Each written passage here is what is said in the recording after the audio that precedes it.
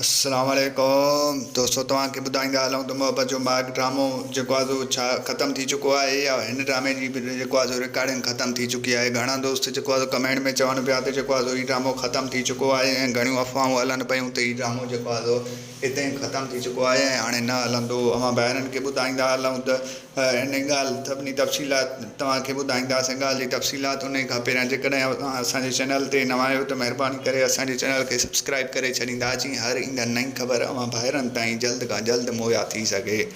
दोस्तों हाणे हलूं था तफ़सीलात जी तरफ़।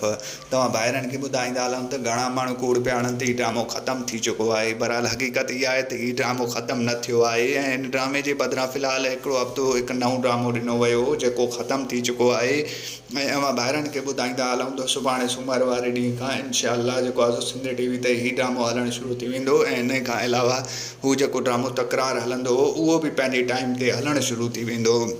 ऐं तव्हांखे ॿुधाईंदा हलूं त हिन ड्रामे में बि ख़ूब मज़ो थी वेंदो ऐं तव्हांखे ॿुधायूं ॻोठ में जेको आहे तमामु घणो ॾुकार पइजी वेंदो ऐं जेको आहे जेके ॻोठाणा शहर वियल हुआ उहे कमाइण में मसरूफ़ हूंदा ऐं तव्हांखे ॿुधाईंदा हलूं त तमामु जल्द उहे ॻोठ पैसा मोकिलींदा ऐं ॻोठ वारा ख़ुशहाल थियणु लॻंदा। पर तव्हांखे ॿुधाईंदा हलूं त तूं तमामु घणी ज़िद कंदो त मुंहिंजे खे चवंदो मां हाणे वेंदुसि, तूं भले असांखे छा बि करे छॾ, पर हाल असां मुड़ण वारा न आहियूं।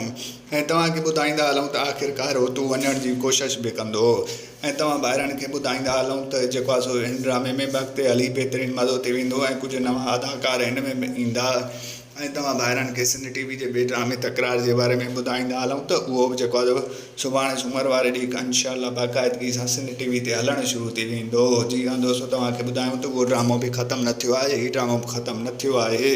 तव्हांखे मुंहिंजो रिपोर्ट कीअं लॻो कमेंट में पंहिंजो राय ॾींदा। वठंदा इजाज़त, मिलंदासीं नए वीडियो में। रखंदा पंहिंजो ख़्यालु। अल्लाह हाफ़िज़।